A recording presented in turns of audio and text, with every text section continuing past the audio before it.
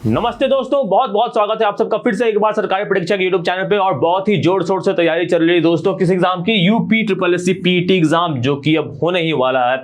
तो इस एग्जाम में साइंस का पोर्शन है, 5 सवाल आते हैं और 5 में से 5 आपके स्कोर क्लियर करवाना की जो जिम्मेदारी है मैंने ली थी, तो अब उसको पूरी करते हैं। और आज हम डिस्कस करेंगे ऑप्टिक्स के टॉपिक को। ऑप्टिक्स के टॉपिक्स क्या क्या सवाल बनते हैं, तो 1-2 सवाल आपको ऑप्टिक्स से देखने को भी मिल सकते हैं, बहुत चांसेस है। तो बहुत ही वास्ट टॉपिक है, तो इस वीडियो को देखेंगे लास्ट तक और जो भी कॉन्सेप्ट आ रहे हैं उसको एक बार जल्दी रिवाइज करते हुए चलेंगे, साथ में साथ कुछ प्रश्न को भी हम समझेंगे। तो बगैर वक्त गवाए अधिक स्टार्ट करते हैं दोस्तों। सबसे पहले जानते हैं कि रिफ्लेक्शन के नियम क्या क्या होते हैं। रिफ्लेक्शन और यानी कि परावर्तन के नियम क्या क्या होते हैं। तो दोस्तों 2 नियम होते हैं। पहला नियम तो क्या होता है, बहुत सिंपल होता है कि ये सब कुछ जो होता है, रिफ्लेक्ट एक लाइट रे ऑफ लाइट आ रही है एक सरफेस से टकराने के बाद, एक सतह से टकराने के बाद ये क्या हो परावर्तित हो जाती है, रिफ्लेक्ट हो जाती है। ठीक है, तो ये हमारा नॉर्मल परपेंडिकुलर सा एक लाइन बनता है सरफेस के साथ। इसके साथ जो एंगल बनता है, एंगल ऑफ इंसिडेंस कहते हैं उसको। रिफ्लेक्शन के साथ जो बनता है उसको एंगल ऑफ रिफ्लेक्शन कहते हैं। तो नियम ये कहता है कि जब सब कुछ जो होता है एक प्लेन पे होता है, ठीक है, एक सतह पे ही होता है, एक ही सतह पे होता है। ऐसा नहीं कि प्लेन जो है बदल जाता है, एक ही प्लेन पे सब कुछ ये यहाँ पे चीजें हो रही है। ये जो इंसिडेंट रहे, रिफ्लेक्टेड रहे, सब एक ही प्लेन पे रहता है। दूसरी बात ये कहता है कि जो एंगल ऑफ इंसिडेंस बनता है नॉर्मल से, वो एंगल ऑफ रिफ्लेक्शन के बराबर होता है, यानी कि I = R यहाँ पे होता है। तो ये 2 चीजें ये रिफ्लेक्शन के नियम है, ये वैलिड होते हैं। यहाँ सवाल एक बनता है कि रिफ्लेक्शन के नियम किस तरह के सतह पर जो होते हैं वो कार्य करते हैं। तो ये हर तरह के सतह पर काम करते हैं, याद रखेंगे, हर तरह के सतह पर ये काम करते हैं, चाहे ये प्लेन हो या ये रुखा सरफेस हो। आप देख सकते हैं यहाँ पे ये रुखा सरफेस है, यहाँ पे भी ये काम करता है। आप कैसे काम कर रहा है, जहाँ प्लेन कैसे बनाएंगे, तो जहाँ से भी टकरा रहा है वहाँ पे हम एक प्लेन बना देंगे, वहाँ पे एक टेंजेंट बना देंगे, वही हमारा प्लेन का काम करेगा। और बाकी जो नियम होंगे वो उसी तरह से फॉलो होते रहेंगे। तो रिफ्लेक्शन के जो नियम है हमेशा से वो फॉलो होते हैं, हर सतह पर फॉलो होते हैं। सबसे इंपॉर्टेंट वाली जानने वाली बात होती है। ठीक है, तो यहाँ से सवाल ऐसे तो पूछता है न्यूमेरिकल अधिक, पर न्यूमेरिकल पूछा जा सकता है कि ये एंगल देख के आपसे ये एंगल निकालने पूछा जा सकता है। ठीक है, तो ये सिंपल सा गणित का सवाल है। जैसे कि आपसे पूछा जाए कि ये एंगल है 30 डिग्री, तो ये एंगल कितना होगा। ठीक है, ये 30 डिग्री है, तो ये पूरा मिला कितना हो जाता है, 90 हो जाता है। 90 है, ये 30 है, तो 90 माइनस ये 30 हो जाएगा। 90 माइनस से कितना होता है, ये 60 हो जाएगा। तो ये 60 है, तो angle of incidence angle of reflection के बराबर होता है, तो ये भी क्या हो जाएगा, 60 हो जाएगा। इस तरह से 1-2 सवाल हो सकता है कि आपसे पूछे जाए। ठीक है, तो ये परावर्तन का नियम हो गया। अब जानते हैं कि समतल दर्पण जो होता है उस पे जो प्रतिबिंब बनता है वो किस तरह का बनता है। ठीक है, तो इस पे जो समतल दर्पण पे जो बनता है वो उसमें प्रतिबिंब में जितनी आप दूरी से खड़े हैं समतल दर्पण के, उतने ही पीछे आपकी जो प्रतिबिंब है वो बनेगी। तो image distance equal to object distance, छवि की दूरी जो होती है वस्तु की दूरी के बराबर होती है। और साइज भी वही होता है, यानी कि हमारा जो साइज होता है, हमारे जो जिस तरह के हम जो हमारा साइज हमें दिख रहा है वही साइज हमें क्या होगा इस मिरर में भी दिखने को मिलेगा। दूसरी बात ये हो जाती है। ठीक है, ठीक है, और तीसरी बात क्या होती है कि इमेज लैटरली इन्वर्टेड होता है। जैसे कि मैं बायां हाथ अपना उठाता हूं तो हमारी प्रतिबिंब में क्या होती है, वो दायां हाथ अपना उठा देती है, तो उसको लैटरल इन्वर्जन कहते हैं। तो ये चीज़ भी एक होती है। ये 3 पॉइंट इंपॉर्टेंट होती है। और भी कुछ पॉइंट आपको ध्यान में रखनी पूछा जा सकता है कि कितना इसका इमेज का साइज होना, मिरर का जो है तो होना चाहिए साइज कि हमें अपनी पूरी इमेज जो दिख सके। तो हमारी इमेज का मिरर का साइज अगर आधा भी होगा तो हम मिरर में अपनी पूरी इमेज देख सकते हैं। ये आपको याद रखना है कि अगर सवाल आपसे पूछे कि कितना हम मिरर का साइज होना चाहिए कि हमें अपनी पूरी छवि दिखे, तो आधा होना चाहिए। ठीक है, तो ये चीजें इंपॉर्टेंट है, आपको याद रखनी है। यहां से सवाल बन सकते हैं। आगे बढ़ते हैं दोस्तों, कनकेव मिरर पे आते हैं। कनकेव और कन्वेक्स मिरर 2 तरह के स्फेरिकल मिरर होते हैं। तो अगर आप चम्मच उठाते हो तो चम्मच में जो अंदर का जो साइड होता है दोस्तों, चम्मच अगर आप देख रहे हो तो चम्मच में जो ये साइड हो जिसे हम अंदर से जो खाना उठाता है जो पार्ट, वो क्या होता है, वो अंदर की तरफ धंसा हुआ रहता है, तो वो क्या होता है, वो कनकेव हो जाता है। ठीक है, अवतल हो जाता है। और पीछे का साइड होता है वो क्या हो जाता है, वो हो जाता है आपका कॉन्वेक्स या उत्तल। ठीक है, अवतल उत्तल अवतल उत्तल याद रखेंगे, सिंपल है। आप इसको यहाँ पे आप देख सकते हैं, ये हमारा क्या है, ये हमारा चम्मच है। चम्मच के पीछे क्या है, कॉन्वेक्स है। चम्मच के आगे क्या है, कॉनकेव है, याद रखेंगे। ठीक है, तो इस तरह से हम सरफेस को आइडेंटिफाई करने के लिए इसका इस्तेमाल करते हैं। अभी इस अवतल दर्पण की अगर हम बात करें, कनकेव मिरर की हम बात करें, तो यहाँ पे क्या क्या बात है हमें ध्यान देने वाली बात होती है, देख लेते हैं। तो देखो, तो इसमें कुछ चीज़ें होती हैं, जैसे कि एक होता है प्रिंसिपल अक्ष। क्या होता है, प्रिंसिपल एक्सिस या अक्ष इसको कहते हैं, ठीक है। तो इसी पर क्या होता है, इस पर होता है हमारा सेंटर ऑफ कर्वेचर, यानी कि सेंटर ऑफ कर्वेचर क्या हो जाता है, जैसे कि ये कर्व है, एक सर्किल बनाएगा, इसको एक वृत्त बनाएगा, पूरा करेंगे तो इस वृत्त का जो सेंटर होगा वो क्या हो जाएगा, वही हमारा सेंटर ऑफ कर्वेचर हो जाता है, ठीक है। तो सेंटर ऑफ कर्वेचर से ये जो इसका बीच का दूरी, इसको पोल कहते हैं, सेंटर से पोल की दूरी क्या हो जाएगी, इसका रेडियस हो जाएगा, त्रिज्या हो जाएगी, ठीक है। सेंटर से पोल तक क्या होता है, त्रिज्या होता है, तो ये त्रिज्या हो जाएगा, रेडियस ऑफ कर्वेचर इसको बोलेंगे, ठीक है। इसी के अलावा एक होता है फोकल दूरी एफ, इस दूरी को कहते हैं क्या, फोकल दूरी, और इसको कहते हैं क्या, फोकस, फोकल लेंथ और फोकस। इसका क्या महत्व है, बहुत ही ज्यादा महत्व है। तो इसमें जानने वाली बात क्या होनी चाहिए, याद करने वाली बात क्या है कि प्रकाश की किरणें जो होती है वो इस प्रिंसिपल अक्ष के पैरेलल अगर टकराती हैं तो वो फोकस से होते हुए गुजरती हैं, ठीक है। और कोई भी किरण, प्रकाश की कोई भी किरण जो है वो अगर कहाँ से आ रही है, अगर इस प्रिंसिपल एक्सिस के पैरेलल होते हुए आ रही है, इसके समानांतर होते हुए आ रही है, तो ये फोकस से ही पास करेगी और कहीं से पास नहीं करेगी, ये ध्यान देने वाली बात है। दूसरी बात ध्यान देने वाली क्या होती है, जो फोकल दूरी होती है वो रेडियस का यानी त्रिज्या का आधा होता है, ठीक है। यानी कि ये दूरी r है, तो ये यहाँ से फोकल तक की दूरी कितनी होगी, r/2 होगी। तो यहाँ से सवाल भी बन सकता है। तो आगे बढ़ते हैं अब। तो ये तो हो गया अवतल दर्पण जो था। उत्तल दर्पण की अगर बात करें तो इसका फोकस क्या होता है, इसका फोकस जो होता है वो जो आपका मिरर है उसके पीछे होता है, क्योंकि कर्व देखो पीछे की ओर बन रहा है, तो उसका फोकस दूरी जो होता है पीछे की ओर बनता है। इसमें क्या होता है कि अगर प्रकाश की किरण जो है वो इस पर मतलब डायरेक्ट होते हुए जाती है, तो वो रिफ्लेक्शन होने के बाद क्या होता है, ये प्रिंसिपल एक्सिस के पैरेलल चली जाती है। दूसरी बात क्या होती है कि अगर कोई प्रकाश की कोई किरण है, ठीक है, यहाँ से वो टकरा रही है, अगर पैरेलल जा रही है, तो इस तरह से रिफ्लेक्ट होता है जैसे कि ये प्रतीत होता है कि ये फोकस से आ रही है। ध्यान देंगे, कोई भी जो लाइट है अगर प्रिंसिपल एक्सिस के पैरेलल जो जा रही है, टकरा रही है, तो रिफ्लेक्ट होने के बाद इस तरह से प्रतीत होती है कि फोकस से होते हुए गुजर रही है। यहाँ भी वही नियम होता है कि जो रेडियस होता है वो क्या होता है, फोकल लेंथ का दुगुना होता है, फोकल लेंथ जो होता है वो रेडियस का आधा होता है। ये बातें याद रखेंगे हम लोग, ये किसी फॉर्म में ये सवाल पूछा जा सकता है आपसे, ठीक है। तो ये दो तरह के दर्पण हो गए। हम इन दर्पण से इमेज कैसे बनता है, तो यहाँ पे देख सकते हैं इन दर्पण से कैसे कैसे इमेज यहाँ पे बनने की बात होती है, ठीक है। थोड़ा चर्चा कर लेते हैं यहाँ पे। तो अगर वस्तु क्या है, इन्फिनिटी पे, कहाँ पे है, इन्फिनिटी पे है, तो क्या होगा, यानी कि बहुत दूर पे ही पड़ा हुआ है। तो देखो इन्फिनिटी से क्या हो रहा है, बहुत पैरेलल रेज ऑफ लाइट आ रही हैं, और ये सब कहाँ मिलेगी, ये फोकस पे मिलेंगी। तो क्या होगा कि हमारा जो इमेज बनेगा वो फोकस पे बनेगा। और कैसा इमेज बनेगा, रियल, इन्वर्टेड और डिमिनिश्ड बनेगा। अब यहाँ पर एक टर्म आता है रियल इमेज और वर्चुअल इमेज, इसको थोड़ा सा डिस्कस कर लेते हैं। देखो पता क्या, प्रकाश की अगर किरणें जो है वो अगर सही में मिल रही हैं, ठीक है, प्रकाश की किरणें जो है अगर सही में मिल रही हैं तो क्या होता है, जैसे कि दो किरणें, यहाँ पे दो किरणें देखो प्रकाश की यहाँ पे मिल रही हैं, तो ये सही में वास्तविक रूप से मिल रही हैं। पर अगर कभी कभी क्या होता है कि ये रिफ्लेक्ट हो गया, ठीक है, जैसे कि यहाँ पे रे ऑफ लाइट है, ठीक है, ये रिफ्लेक्ट हो गया, तो ये क्या हो रहा है, ये हमें कहीं से आती हुई प्रतीत हो रही है। ये हमें लग रहा है कि रिफ्लेक्ट होने के बाद जो सामने लाइट का काम क्या होता है, लाइट काम क्या होता है, किसी भी चीज़ रिफ्लेक्ट होकर हमारे आँख पे पड़ती है, तो जहाँ से आ रही होती है हमें लगता है कि जो वस्तु जो है वहीं पर आधारित है, वहीं पे है। तो अगर लाइट से किरण यहाँ से आ रही है तो हमें क्या लगेगा, जो किरण है वो इसी पॉइंट से आ रही है, जो कि वास्तविक नहीं है, ठीक है, वो आभासी है, क्योंकि हमें प्रतीत हो रहा है, असल में वैसा है नहीं, ठीक है। तो लाइट क्या हो रहा है, हमको यहाँ से आता हुआ प्रतीत यहाँ पे हो रहा है, ठीक है दोस्तों। तो अब ये तो हो गया इन्फिनिटी पे क्या हो रहा है, इमेज फॉर्मेशन बन रहा है। कैसा इमेज बन रहा है, सही में लाइट मिल रही है तो रियल इमेज बन रहा है। आप देख सकते हैं कहाँ पे वस्तु को उठाने पे किस तरह का इमेज बनता है।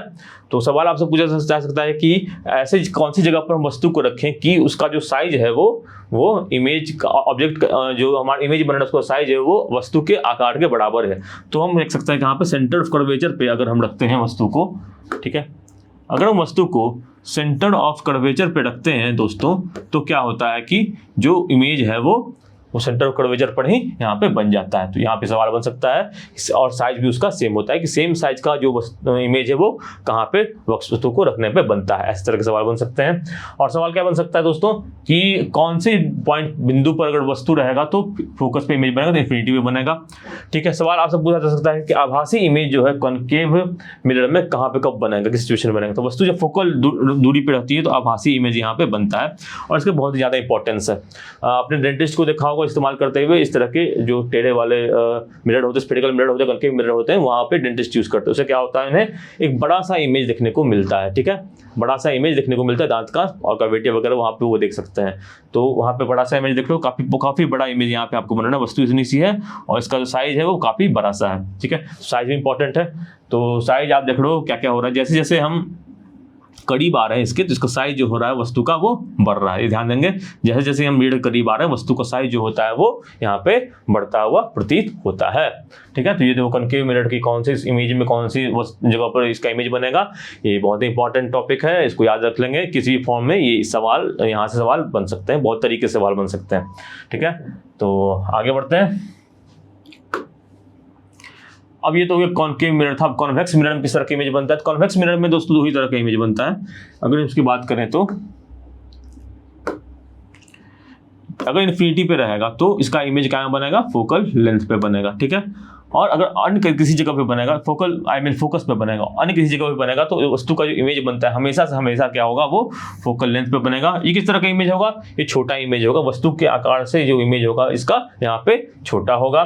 दूसरी बात यहाँ पे है होगी कि ये जो इमेज बनेगा वो क्या बनेगा, ये वास्तविक नहीं बनेगा, ये आभासी इमेज, हमेशा से आभासी इमेज ही बनेगा यहाँ पे। ठीक है, हमेशा से आभासी इमेज बनाएगा कौन, कॉन्वेक्स मिरर क्या होगा, हमेशा से आभासी इमेज, आभासी जो प्रतिबिंब है हमेशा से बनाएगा, ये सीधा रहेगा। तो रियल रहता है तो एक बात और जरूरी है जानना कि जब रियल रहता है तो क्या होता है, तब जब सही में बनता है तो वस्तु जो होता है वो इन्वर्टेड बनता है। ठीक है, जैसे हम सीधा हमारा वस्तु है तो इसका जो इमेज प्रतिबिंब बनेगा वो टेढ़ा बनेगा। ये कब होता है दोस्तों, ये होता है जब इमेज जो बनता है वो रियल नहीं बनता है। और रियल इमेज को का इंपॉर्टेंट खास बात क्या होती है कि रियल इमेज को हम स्क्रीन पे उतार सकते हैं, जो वर्चुअल इमेज होती है, जो आभासी इमेज होती है उसको स्क्रीन पे उतार ही नहीं सकते हैं। ठीक है, क्योंकि लाइट अगर सही में मिलेगा तभी हम उसको स्क्रीन पे डाल सकते हैं, अन्यथा हम इसको स्क्रीन पे ढाल नहीं सकते हैं। सवाल ऐसे ही बन सकता है कि किस तरह के जो इमेज होते हैं उनको हम स्क्रीन पर रख सकते हैं, किस तरह की इमेज को हम स्क्रीन पर नहीं रख सकते हैं। ठीक है, तो यहाँ से भी चीजें होती हैं, सवाल बन रहे हैं। तो बस आपको अभी यही पकड़ना है कि सवाल कहाँ कहाँ से बन रहे हैं और डिवीजन करते हुए चलना है। सारे पॉइंट जो है इंपॉर्टेंट है, बस इंपॉर्टेंट पॉइंट्स को यहाँ पे मैंने आपके लिए रखा है। अब आते हैं कि स्फेरिकल मिरर का काम क्या क्या होता है। ठीक है, तो कॉनकेव जो हमारा मिरर होता है उसका काम, उस पर आपने देखा होगा प्रकाश की जो किरणें पड़ रही हैं पैरेलल में फोकस पे मिलकर पड़ रही हैं। तो अगर कार वार्ड में आप देखो तो क्या होता है कि,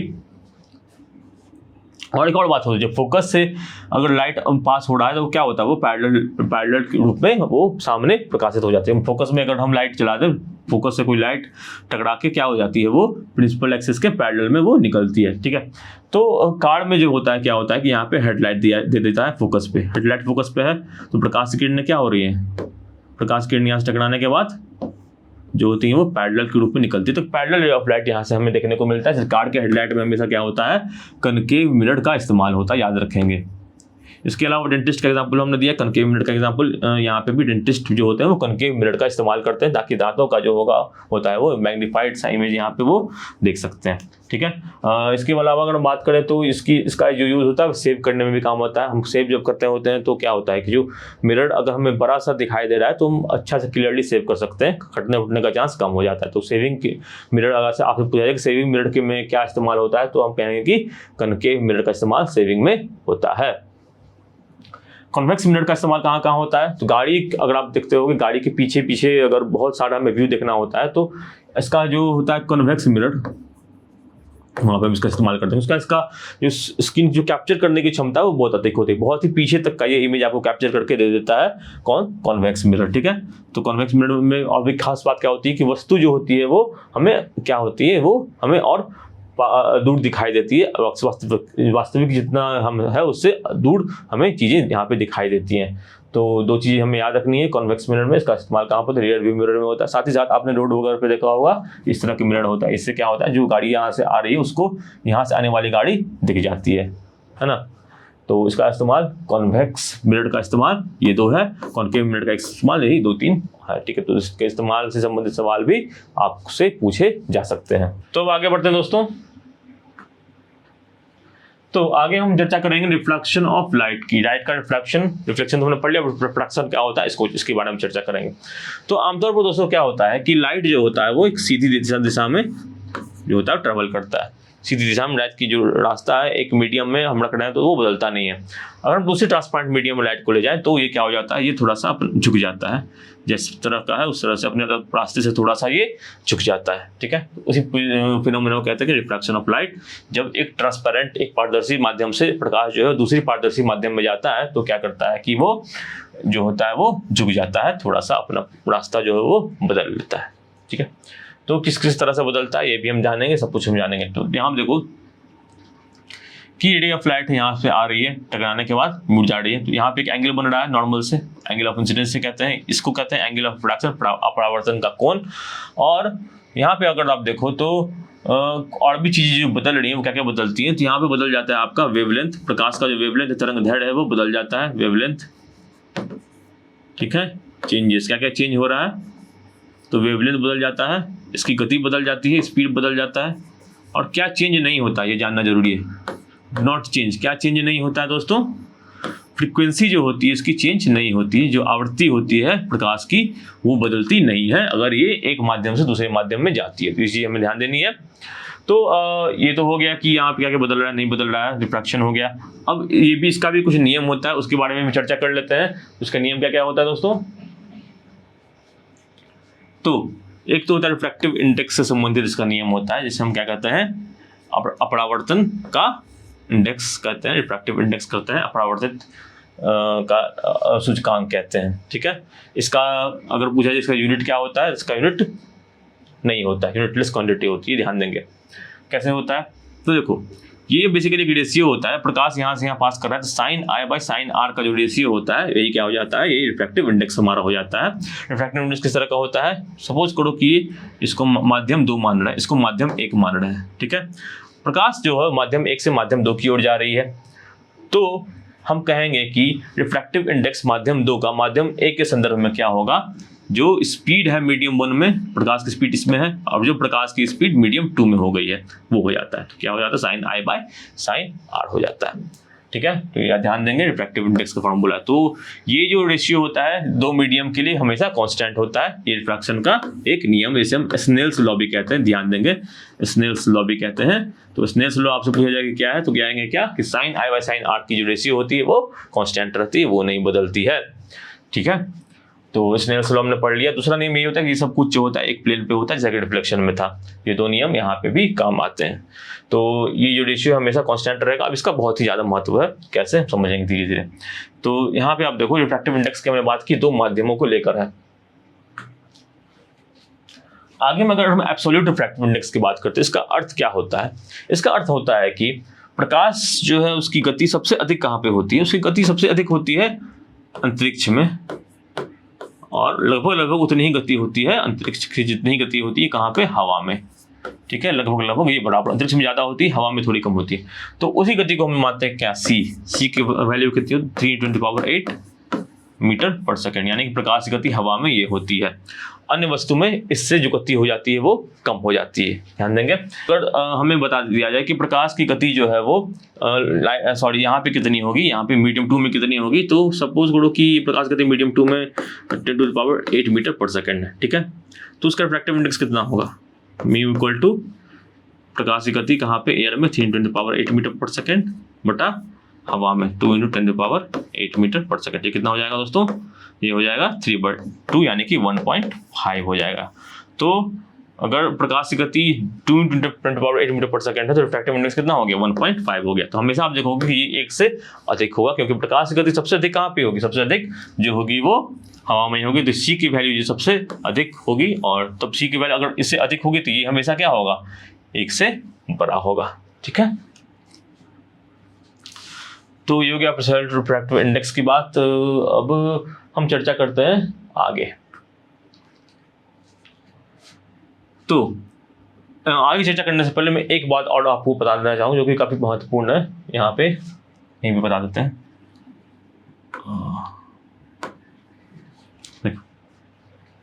होता है क्या कि अगर रे ऑफ लाइट है वो एक माध्यम दूसरे माध्यम में जा रही है, तो अगर इसमें प्रकाश की गति अधिक है, माध्यम 1 में प्रकाश की गति जो है वो अधिक है माध्यम 2 से, तो क्या होगा, ये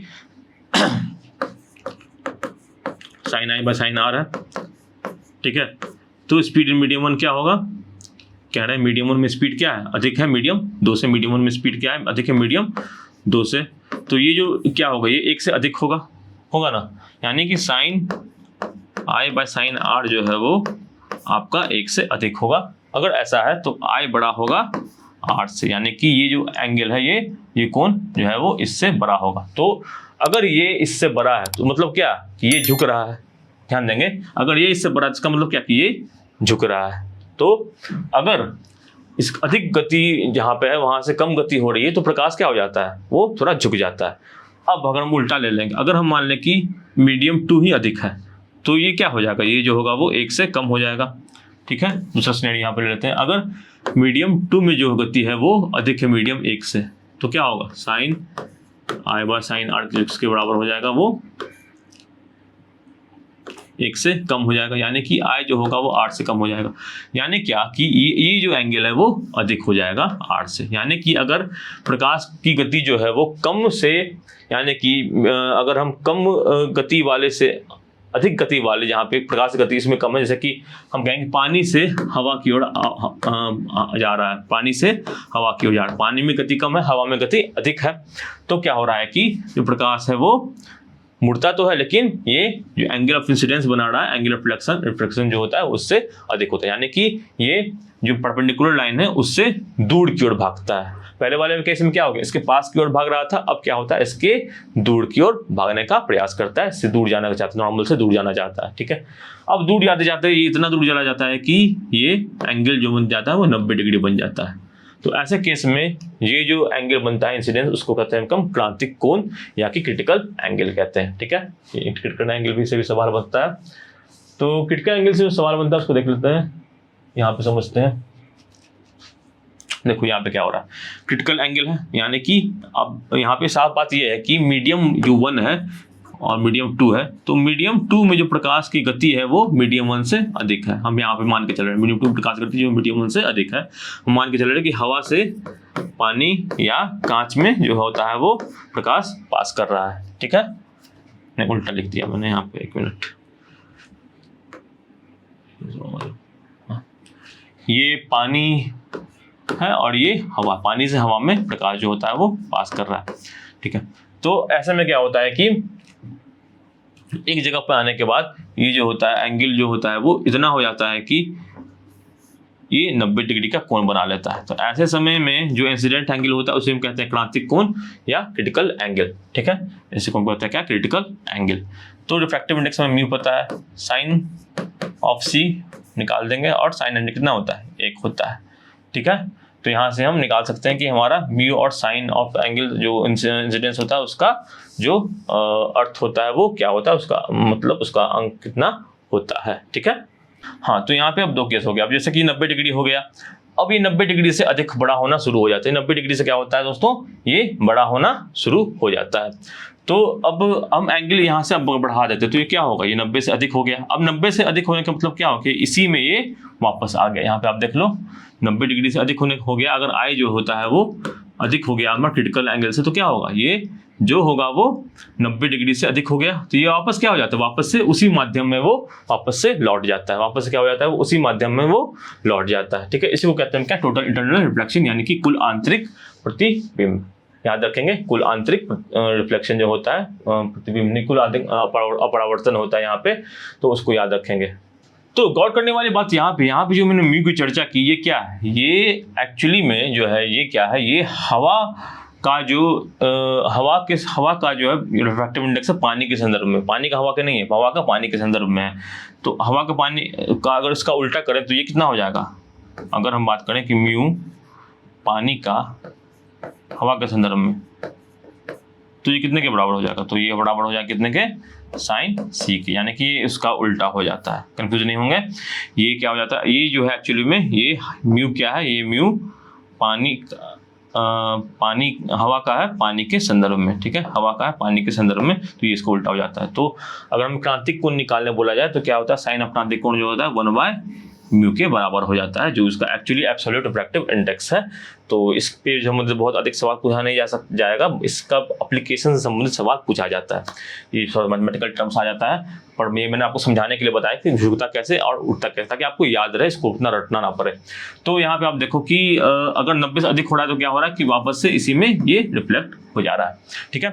तो ये तो रिफ्लेक्ट हो गया। अब अगर हम बात करें कि कुंटुबोल इंटरनल रिफ्लेक्शन से खास बात क्या होती है, इससे खास बात ये होती है कि जो प्रकाश है वो पूरा 100% जो होता है वो इसमें रिफ्लेक्ट कर जाता है। ऐसा नहीं है कि थोड़ा सा भी इसमें चला गया, नहीं, ये पूरा का पूरा जो होता है रिफ्लेक्ट हो जाता है, अगर आई जो है हमारा क्रिटिकल क्रांतिक कोण से ये अगर बड़ा होता है, तो इसको ध्यान देंगे। तो इसीलिए इसका इस्तेमाल किया जाता है ऑप्टिकल फाइबर में, इसमें ऑप्टिकल फाइबर में जो होता है वो टोटल इंटरनल रिफ्लेक्शन का इस्तेमाल किया जाता है। इसका और एक और एप्लीकेशन होता है, वो क्या होता है वो थोड़ा समझते हैं, उसको कहते हैं हम मिराज। मिराज क्या होता है दोस्तों, मिराज क्या होता है, मिराज की हम चर्चा करें तो आप देखो कि काफ़ी अगर बहुत ही गर्म मौसम है तो क्या होता है कि जो हवा होती है, जो गर्म हवा वो यहाँ पे रहती है, तो हवा गर्म अगर होती है तो ऊपर उठने लगती है, तो दोनों जगह आप देखो कि हवा की डेंसिटी वो अलग अलग हो गई है, कहीं पे हवा कम है कहीं पे हवा अधिक है, तो दोनों में जो रिफ्रैक्टिव इंडेक्स होता है हवा का वो उसमें अंतर आ जाता है। अब अंतर आ जाता है तो क्या होता है कि यहाँ पे टोटल इंटरनल रिफ्लेक्शन हो जाता है। टोटल इंटरनल रिफ्लेक्शन होने के बाद क्या होता है कि जो वस्तु जो है हमें यहाँ पे कुछ इस तरह से दिखाई देती है, जैसे कि यहाँ पे मैं आपको बताऊँ, यहाँ पे एक पेड़ है, ठीक है, तो टोटल इंटरनल रिफ्लेक्शन यहाँ पे होता है, तो इस तरह से लगता है कि यहाँ पे पेड़ का एक प्रतिबिंब बन रहा है, जैसे कि लगता है कि यहाँ पे पानी सा रखा हुआ है, ठीक है। तो हमें अगर बहुत दूर देखोगे तो आपको लगेगा कि यहाँ पे पानी है, बट एक्चुअली में पानी नहीं होता है, वो क्या होता है एक तरह का इल्यूजन होता है हमारी आंखों का, ठीक है, जो कि टोटल इंटरनल रिफ्लेक्शन के कारण होता है, और इसी को कहते हैं मिराज। तो आपसे सवाल पूछा जा सकता है कि मिराज के कारण होता है, तो मिराज जो होता है वो टोटल इंटरनल रिफ्लेक्शन के कारण होता है। अब स्फेरिकल लेंसेज की बात कर लेते हैं। लेंस क्या होता है, लेंस वो चीज़ होता है जहाँ इसमें दोनों तरफ से क्या होता है, ये स्फेरिकल कर्व होता है और बीच में कुछ ट्रांसपेरेंट सा पारदर्शी सा माध्यम होता है।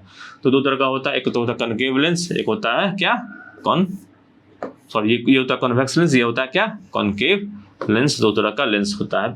इसमें प्रिंसिपल अक्ष होता है, ठीक है, इसमें यहाँ पे आपका f1 हो जाता है, इसमें यहाँ पे 2f1 हो जाता है, f2 हो जाता है और 2f2 हो जाता है। तो इसमें खास बात क्या होती है, अगर हम इसकी बात करें तो प्रकाश की कोई किरण है वो परावर्तन के बाद क्या होती है, वो f2 से होके पास करती है, जो कि इसके पैरेलल है, ठीक है।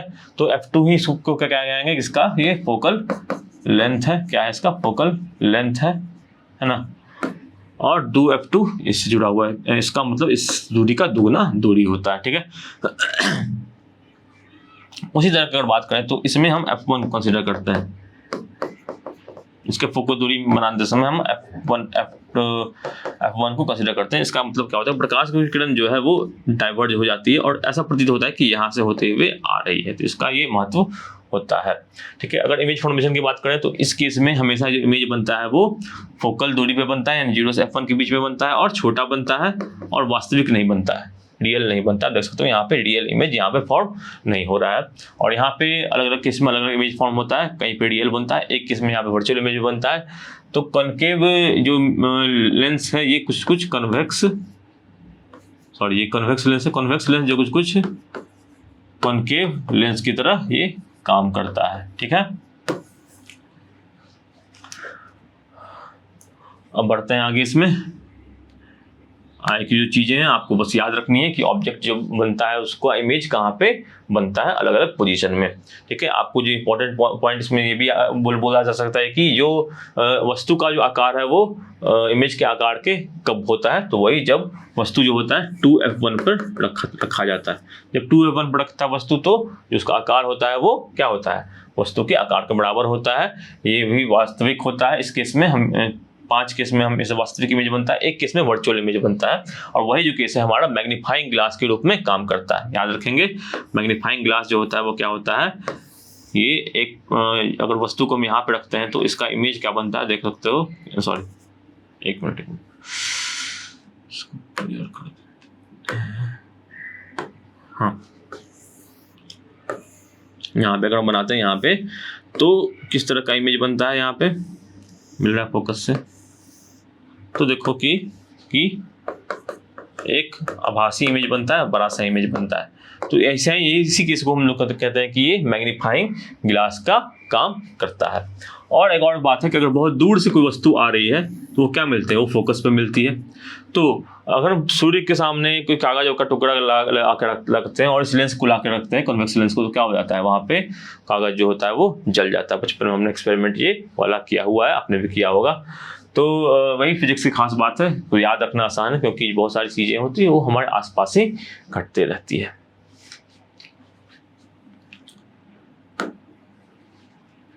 अच्छा, इसमें एक और जो महत्वपूर्ण चीज़ है, हमें आपको उसके साथ यहाँ पर डिस्कस कर लेता हूँ, ताकि इसका बाद में काम आएगा। एक होता है चिन्ह परिपाटी का कॉन्सेप्ट। चिन्ह परिपाटी यानी कि अगर आप देखो ग्राफ जो है, ग्राफ में क्या होता है, इस साइड पॉजिटिव होता है, इस साइड नेगेटिव होता है, ऊपर पॉजिटिव होता है और नीचे नेगेटिव होता है। तो अगर हम इसको नापते हैं, अगर इसको हम सही तरह से कैलकुलेट करते हैं डिस्टेंसेस वगैरह को, तो लेंस हो या मिरर हो, उसमें एक चीज़ ध्यान देते हैं कि जो पीछे का साइड है, यानी कि इसके पीछे ये सब क्या हो जाता है, ये सब पॉजिटिव हो जाता है, इसके इस साइड क्या हो जाता है, नेगेटिव हो जाता है। लेंस मिरर दोनों में ये फॉलो होता है, ठीक है। तो इसका फोकस लेंथ क्या होगा, हमेशा आप देखो पॉजिटिव के साइड होगा।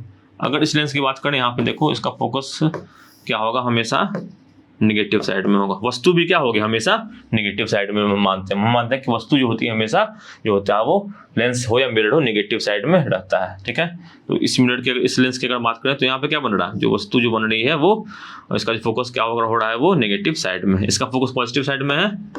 कॉन्वेक्स का फोकस क्या होता है, हमेशा पॉजिटिव होता है, और कॉन्केव का फोकस क्या होता है, हमेशा नेगेटिव होता है। ये दोनों केस में वैलिड होगा, मिरर में भी, ठीक है। इसका पॉजिटिव होता है, इसका नेगेटिव होता है। इसका संदर्भ बेसिकली इसमें बताया जा रहा हूँ ताकि इसके पावर के बारे में पता चल सके। लेंस का जो पावर होता है दोस्तों, वो किसके बराबर होता है, पावर ऑफ लेंस होता है 1/, फोकल लेंथ के, ठीक है। जो फोकल दूरी है इसकी, उसका जो रेसिप्रोकल होता है वो पावर होता है। इसका यूनिट होता है क्या, डायोप्टर, याद रखेंगे। और डायोप्टर इसके बराबर होता है फोकल लेंथ के रेसिप्रोकल है। फोकल लेंथ, इसको दूरी है, दूरी को मापेंगे मीटर में, तो 1/, मीटर होता है, या मीटर का पावर -1 हो जाता है। तो यहाँ से इस तरह से सवाल बन सकते हैं, ठीक है। तो इसको अच्छे से याद रखेंगे। अब आगे बढ़ते हैं दोस्तों। तो ये हमारे आँख के बारे में कुछ बेसिक चीज़ें होती है जो हमें पता होनी चाहिए। कोरोना आइडस लेंस वगैरह का काम क्या होता है, तो होता क्या है, छोटा सा कॉन्वेक्स लेंस होता है हमारे आँखों में। कोरोना होता है जो कि हमें आँखों को बचाने का काम करता है। आइडस होता है जो कि बेसिकली आँखों में जो फोकल लेंथ उसको ऊपर नीचे करने का काम करता है। दूर की चीज़ें हमें कैसे देखनी, पास की चीज़ें कैसे देखनी, उसका काम होता है। इमेज जो होता है हमारा रेटिना पे बनता है, और रेटिना से ही जो होता है ऑप्टिक नर्व के माध्यम से जो इमेज होता है वो हमारे दिमाग की ओर जाता है, ठीक है। इसको बेसिक में याद रखेंगे। इसमें 2 तरह का दिक्कतें होती है, मायोपिया होता है, हाइपरमेट्रोपिया होता है। मायोपिया में क्या होता है दोस्तों कि हमें जो होती है वो दूर की चीजें नहीं दिखाई देती है, और पास की चीजें जो होती हैं वो दिखाई देती हैं। दूर हम कितना दे सकते हैं, हम इन्फिनिटी तक देख सकते हैं। जो हमारी आंख है वो इन्फिनिटी बहुत दूर तक देख सकती है। और कम से कम की बात करें तो वो 25 सेंटीमीटर तक हम क्लियरली देख सकते हैं। हमारे आंख से कोई वस्तु जो 25 सेंटीमीटर तक दूरी पर है तो हम उसको अच्छे से देख सकते हैं। ये नॉर्मल ह्यूमन आई की बात है, ठीक है। तो अगर इसमें से कोई भी चीज़ आ जाए, इन्फिनिटी से कम हो गया है और 25 सेंटीमीटर से ये जो है वो अधिक हो गया है, तो हम क्या कहेंगे कि हमारी आंख जो है वो खराब हो गई है, उसमें कुछ हमको चश्मा वगैरह या लेंस लगाने की आवश्यकता है। तो अब देखो इन्फिनिटी है, इन्फिनिटी पर अगर नहीं है, इन्फिनिटी पर नहीं है तो हम क्या करते हैं, तो हम जो होता है एक कनकेव लेंस लगाते हैं। कनकेव लेंस लगाने से क्या हो जाता है कि मायोपिया जो होता है हमारा ठीक हो जाता है, ठीक है। मायोपिया के लिए क्या यूज करते हैं हम लोग, कन्वेक्स लेंस यूज करते हैं, याद रखेंगे। मायोपिया के लिए हम लोग कॉनकेव लेंस यूज करते हैं। मायोपिया के लिए हम लोग कनकेव लेंस यूज करते हैं। कनकेव लेंस सही अगर पावर्ड का हमको मिल जाए तो हमारा जो मायोपिया होता है वो ठीक हो जाता है।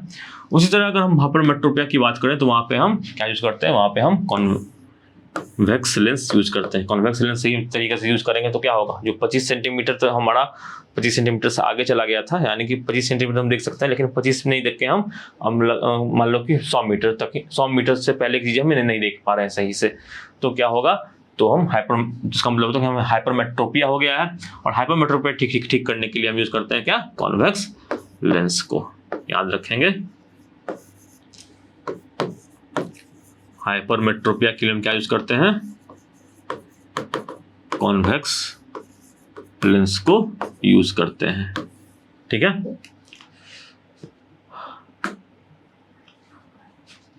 अब एक चीज होता है एटमॉस्फेरिक रिफ्रैक्शन। ये क्या होता है, हमारे एटमॉस्फेयर का अलग अलग लेयर बना हुआ है। ठीक है, अलग अलग लेयर बना हुआ है, यानी कि सब जो हवा की जो डेंसिटी है वो हर जगह अलग अलग है, सबका अलग अलग क्या होता है, रिफ्रैक्टिव इंडेक्स होता है। अब क्या होता है, इसमें भी समय के साथ बदलाव होते रहता है। तो क्या होता है कि जो रिफ्रैक्टिव इंडेक्स सबका अलग, जैसे कि हवा, जैसे कि कोई भी चीज़ है, हवा यहाँ पे और हम यहाँ पर पृथ्वी पर है, तो हवा के सब लेयर का क्या होता है, अलग अलग सबका रिफ्रैक्टिव इंडेक्स होता है। तो प्रकाश यहाँ से आती है तो वो मुड़ मुड़ के आती है, सीधा सीधा नहीं आ रहा है। देखो हर तरह से हर जगह पे लाइट क्या हो रहा है, वो बेंड हो जा रहा है। तो हम जो देख रहे हैं किसी चीज़ को, हमको लगा कि ये चीज़ जो है क्या है, वो यहाँ से आ रही है। ठीक है, यानी कि जो वास्तविक जो उसका जगह है वहाँ से नहीं प्रतीत होकर प्रतीत होता है कि ये किसी दूसरे पॉइंट से आ रही। इसी फिनोमेना कहते हैं रिफ्रैक्टिव रिफ्रैक्शन, एटमॉस्फेरिक रिफ्रैक्शन। ठीक है, तो यहाँ पे आप देखो कि सूर्य जो पहले निकलता है, सूर्य यहाँ पे निकल रहा है, तो क्या होता है, सूर्य की रोशनी इसी तरह से रिफ्लेक्ट होकर हमारे पास पहुँचती है। हमें लगता है कि सूर्य जो है वो इस जो अपने एक्चुअल पोजीशन है उससे थोड़ा सा ऊपर है, तो हमें लगता है कि सूर्योदय हो गया, लेकिन सूर्योदय जो होता है वो एक्चुअली में नहीं हुआ रहता है। तो सूर्योदय हो जाता है, क्या होता है, वो पहले हो जाता है 2 मिनट। तो इसी को कहते हैं कि अर्ली जो सूर्योदय हमें दिखता है वो क्या दिखता है, एटमॉस्फेरिक रिफ्रैक्शन के कारण दिखता है। उसी तरह जो तारे होते हैं, तारे हमें टिमटिमाते हुए दिखते हैं, क्यों, क्योंकि यहाँ पे आप देख सकते हो तारे की जो पोजीशन है वो दूसरी दिख रही है। अब हवा भी क्या होता है, वो चेंज होते रहता है, हवा चलते रहता है, बहुत चीज़ें होती हैं हवा में, इसका रिफ्रैक्टिव इंडेक्स चेंज होता रहता है। तो उसका पोजीशन भी हमें लगता है कि अभी यहाँ है, तो हमें लगा कि अभी यहाँ है, फिर लगा कि यहाँ है।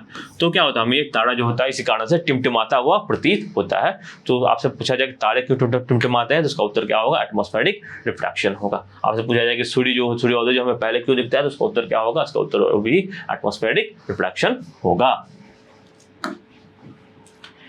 ये एक डिस्पर्सन ऑफ लाइट का कॉन्सेप्ट होता है, जो कि प्रकाश की जो किरणें हैं वो अगर इससे क्या बोलते हैं, इस प्रिज्म पे उड़ जाती हैं तो क्या हो जाती हैं, वो 7 रंगों में बदल जाती हैं।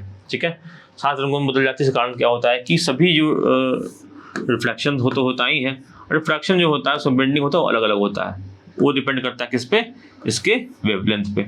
जितना अधिक वेवलेंथ होता है प्रकाश का उतना ही कम वो डेविएट करेगा। तो यहाँ पे लाल रंग का जो वेवलेंथ सबसे अधिक होता है, सबसे कम डेविएट करता है। वायलेट रंग का जो होता है वेवलेंथ सबसे कम होता है, जो सबसे अधिक डेविएट कर जाता है। तो सारे रंग जो अलग अलग तरीके से डेविएट कर रहे हैं, इसलिए सारे रंग क्या हो जा रहे हैं, हमें अलग अलग यहाँ पे दिख रहे हैं। इसी फिनोमेना को हम प्रकाश का प्रतिकृति करते हैं या डिस्पर्सन कहते हैं। तो यहाँ पे आप देखो कि जो 7 रंग जो बनता है वो कौन सा बनता है, रेड, ऑरेंज, विबग्योर आपको याद होगा। ठीक है, विबग्योर याद रखें लेंगे। आपसे सवाल यही पूछा जा सकता है कि सबसे अधिक कौन मुड़ता है या सबसे कम कौन मुड़ता है। सबसे अधिक मुड़ता है वायलेट, सबसे कम मुड़ता है रेड, ये आपको याद रखना है।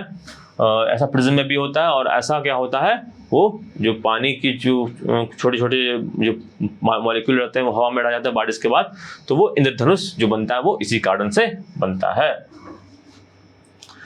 तो आपसे पूछा जा सकता है कि इंद्रधनुष बनने के कारण क्या होता है, तो उसका उत्तर क्या होगा, प्रकीर्णन होता है या डिस्पर्सन ऑफ लाइट होता है। ठीक है, इसमें एक और खास बात होती है, एक जो प्रिज्म उल्टा लगा देंगे तो सारे लाइट जो होते हैं वापस से मिलके व्हाइट लाइट बना देते हैं। ये भी याद रखेंगे, ये न्यूटन साहब का एक्सपेरिमेंट था। आगे बढ़ते हैं।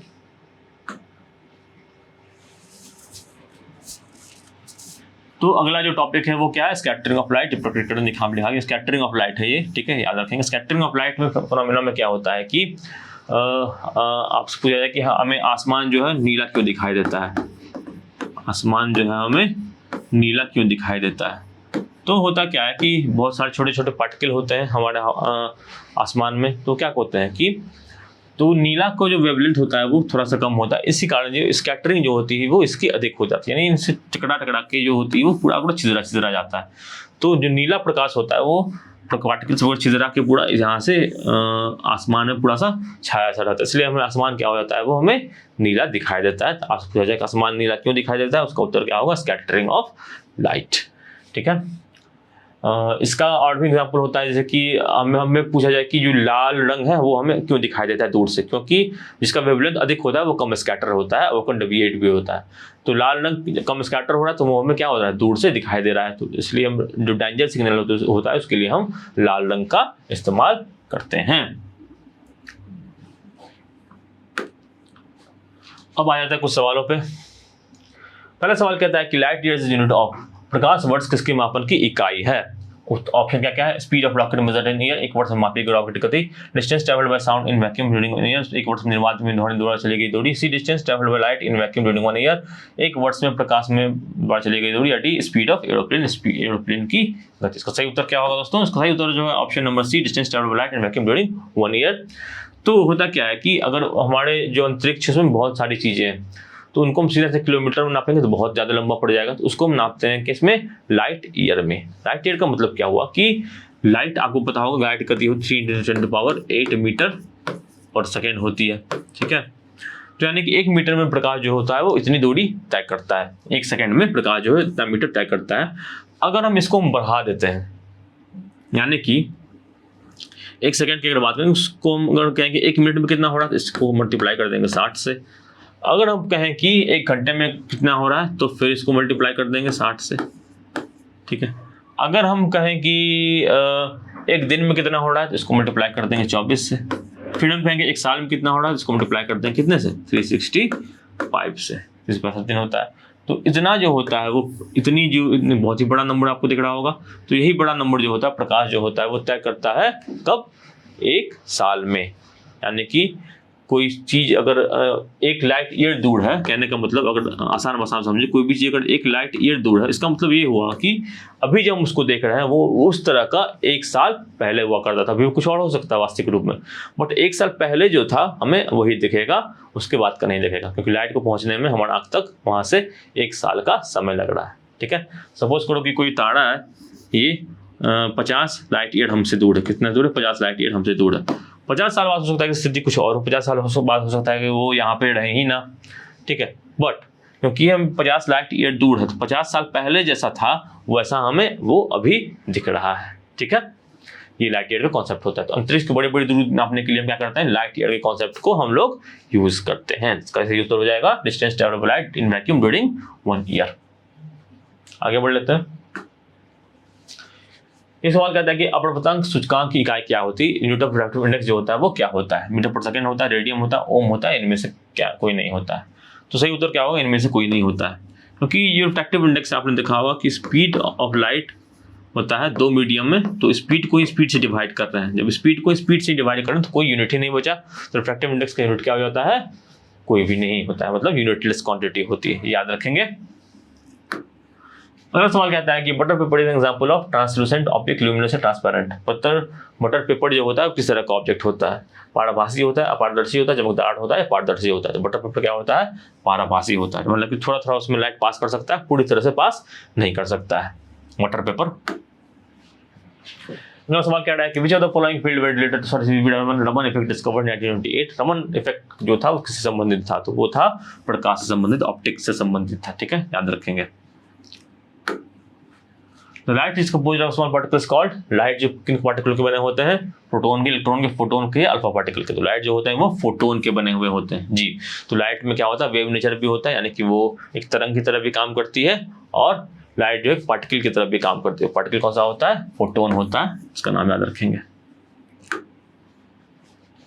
छठा सवाल कहता है कि when the light enters dense medium तो its speed increases, its speed decreases, first increases, its speed decreases, speed remain constant। जब प्रकाश विरल माध्यम से सघन माध्यम में प्रवेश करता है तो उसकी गति बढ़ती है, इसकी गति पहले से कम हो जाती है, इसकी गति कम हो जाती है, इसकी गति बढ़ जाती है। तो जो ऑप्टिकल डेंसर मीडियम है उसका कॉन्सेप्ट क्या है, जिसका रिफ्रैक्टिव इंडेक्स अधिक होता है वो अधिक क्या होता है, अधिक ऑप्टिकल डेंसर होता है। मतलब क्या हो गया कि इसका जो रिफ्रैक्टिव इंडेक्स है वो क्या है, अधिक है, ठीक है। तो क्या हो गया, वो ऑप्टिकल डेंसर हो गया। तो यहाँ पे सवाल क्या हो रहा है कि जो डेंसर मीडियम से क्या होगा, रेयर मीडियम की ओर जाएगा। यानी कि डेंसर मीडियम क्या हो गया, हवा हो गया, सॉरी डेंसर मीडियम क्या हो गया, पानी हो गया, और रेयर मीडियम क्या हो गया आपका, हवा हो गया। तो पानी से हवा में जा रहा है तो क्या आप देखते हैं कि हमने क्या बात पढ़ा था कि नॉर्मल से दूर की ओर जाता है।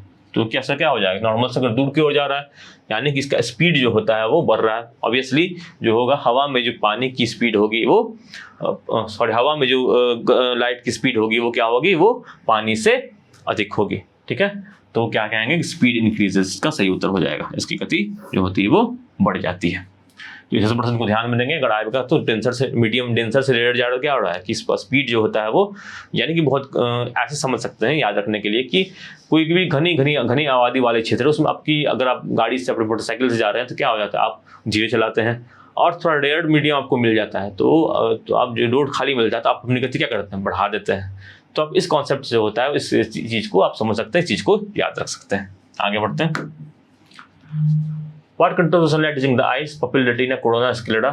नेत्र प्रवेश करने वाले प्रकाश की मात्रा को किसके द्वारा नियंत्रित किया जाता है? तो उसका उत्तर हो जाएगा पुतली के द्वारा किया जाता है, यानी कि पपिल के द्वारा किया जाता है। अगला सवाल कहता है कि periscope operates on the principle of image reflection, radiation या रिजोनेंस। पेरिस्कोप जो होता है वो किस पे काम करता है? पेरिस्कोप का काम क्या होता है बेसिकली, ये अगर हम बंकर वगैरह में पहले सैनिक होते छिपे हुए होते थे तो वो क्या करते थे कि इसका यूज करते थे। इसमें क्या होता है, जैसे कि यहाँ पे बंकर से हम चीज़ों को देख रहे हैं और ऊपर हमारा यहाँ पे कुछ एक्टिविटी हो रहा है, तो प्रकाश यहाँ पे एक मिरर लगाता है, यहाँ पे एक मिरर होता है, तो यहाँ से रिफ्लेक्ट होकर हमारे आंख तक दिख जाता है कि वहाँ बाहर क्या हो रहा है। ठीक है, इसी को पेरिस्कोप कहते हैं।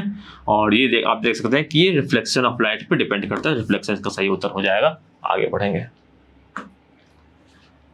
अगला सवाल कहता है कि due to which of the following reason bubbles look colourful in white light. Bubbles जो होते हैं वो कलरफुल दिखाई देते हैं, किस कारण से दिखाई देते हैं? तो इसका उत्तर क्या हो जाएगा, इसका रिफ्रैक्शन, स्कैटरिंग, रिफ्लेक्शन या इंटरफेरेंस। तो बबल्स जो होते हैं वो कलरफुल व्हाइट में दिखाई देते हैं, इसका उत्तर क्या हो जाएगा, इसका उत्तर हो जाएगा क्या, स्कैटरिंग ऑफ लाइट। अगला सवाल कहता है कि which type of mirror used in solar focus infrared radiation on the sun at one point.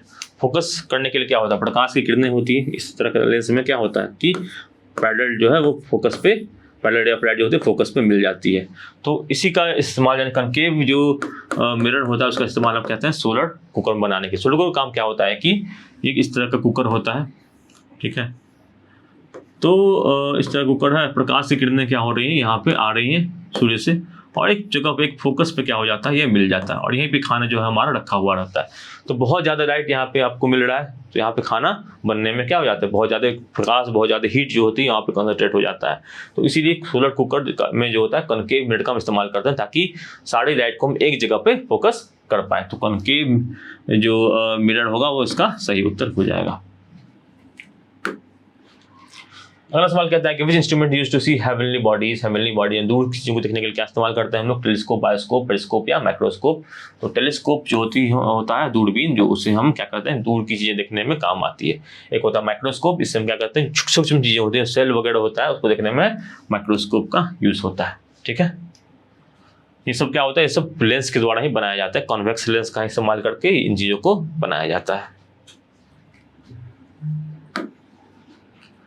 अगला सवाल पे आता है, ये कहता है कि which of the following coloured light has the lowest frequency. में फ्रीक्वेंसी सबसे कम किसकी होती है?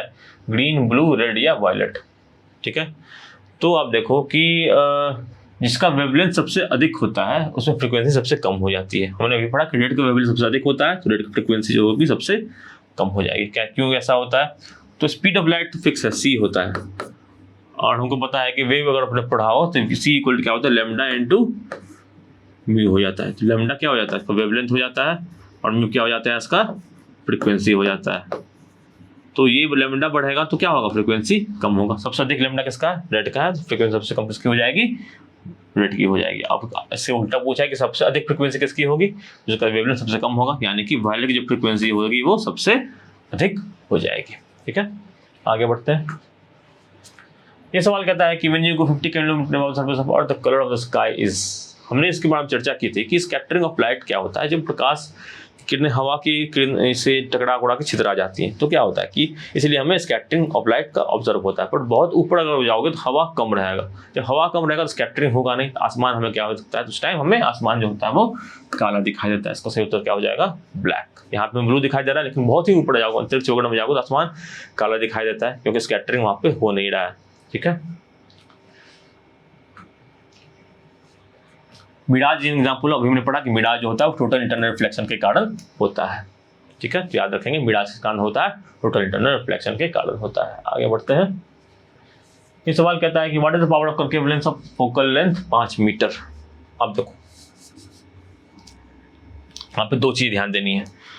कनकेव लेंस में क्या होगा, फोकल लेंथ जो होगा वो पॉजिटिव होगा। कॉनकेव लेंस में फोकल लेंथ क्या होगा,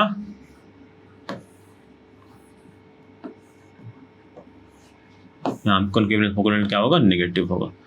पावर क्या होता है, पावर होता है 1 बटा फोकल लेंथ, ठीक है। इसका यूनिट क्या होता है, डायोप्टर होता है। अब सवाल पूछ रहा है कि लेंस कौन सा है, कॉनकेव लेंस है, यानी कि ये, यानी कि पावर क्या होगा, नेगेटिव होगा। सबसे पहली बात, पॉजिटिव वाले तो ऐसे ही चले गए, यानी कि ये और ये तो ऐसे ही चले गए। अब से दोनों में से कौन सा होगा ये पता करते हैं।